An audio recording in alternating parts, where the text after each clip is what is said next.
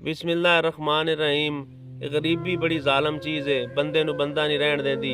जे कोई गरीब बंदे नाल सलाम लवेगा भी सही तो मुँह परे करके ढिला जिहा हाथ देवेगा, ते गरीब बंदा जे कोई सियाणी गल भी कर देवेगा तो उहदे ते कोई तवज्जो नहीं देंदा। बरादरी च गरीब बंदे दी कोई इज्जत नहीं, कोई वैल्यू नहीं, कोई उहनू चंगा नहीं समझदा। दिन ब दिन गरीब बंदा एहसासे कमती का शिकार होंदा जांदा है। ते गरीब बंदे नू मेरा एक सवाल है, कदी उसने बह के सोचिया नहीं कि ये गरीबी जी लानत तो मैं किवें अपनी जान छुड़ावां? ये जेड़ा गरीबी दा तौक उहने गल च पाया इहनू मैं किवें लावां? मेरा नहीं ख्याल कि अगर कोई बंदा ये तैया कर लवे कि मैं अपनी इस गरीबी नू खत्म करना है तो वह खत्म ना होवे।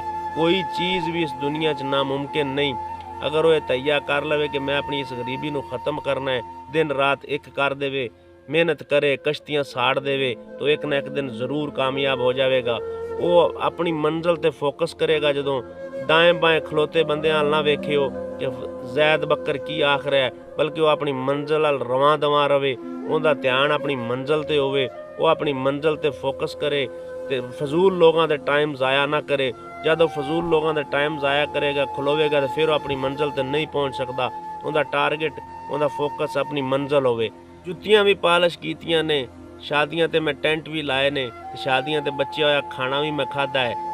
लोगों दी मैं चिणकां भी सुनियां ने, लोगों दी मैं ताने भी सुने ने, लोगों दे मैं दबके भी सुने ने, ते लोगों दी मैं ओह गल्लां ते गालां भी सुनियां ने कि जेहड़ियां मेरा उदों दिल ते पत्थर रख के मैं बर्दाश्त करदा रहा।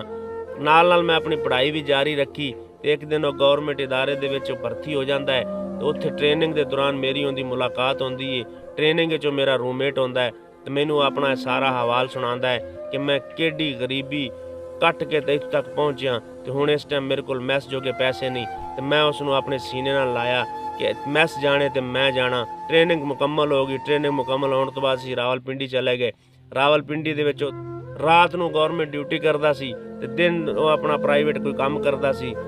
ते उत्थे उत्थे भी बैठा नहीं, एक दिन रात वो काम नू लगा रहिंदा सी, क्योंकि उहदे दिमाग दे विच उहदी एक मंजिल सी। उन्हें अपने दिमाग नू फोकस कीता सी कि मैं मेरी मंजिल ये नहीं है, मेरी मंजिल हजी बहुत अगे, मैं बहुत अगे जाना है।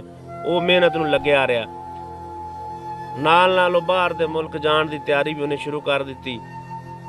उनका टेस्ट आया बाहर दे मुल्क जाण दा, उन्हें टेस्ट पास किया। टेस्ट पास करने तो बाद उनका वीज़ा आ गया। वीज़े जो कि उन्होंने कोल पैसे कोई नहीं सी, क्यों जो उनकी एक फैमिली वड्डी सारी सी, प्यो मर गया सी, जिम्मेदारी सारी उहदे ते सी।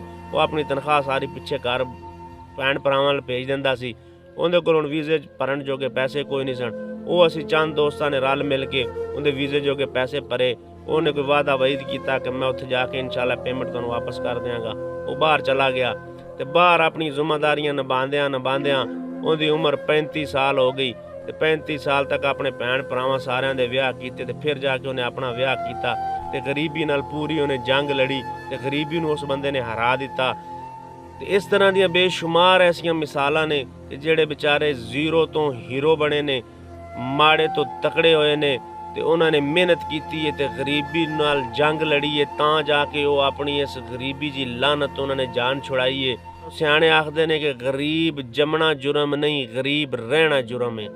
मेरी दुआ है कि अल्लाह ताला किसी नूं भी गरीब ना रखे ते गरीबी जी लानत किसी बंदे नूं अल्लाह ना देवे। ते अल्लाह ताला सारे साडे मुसलमानां दा हामी नासर होवे। अस्सलामु अलैकुम।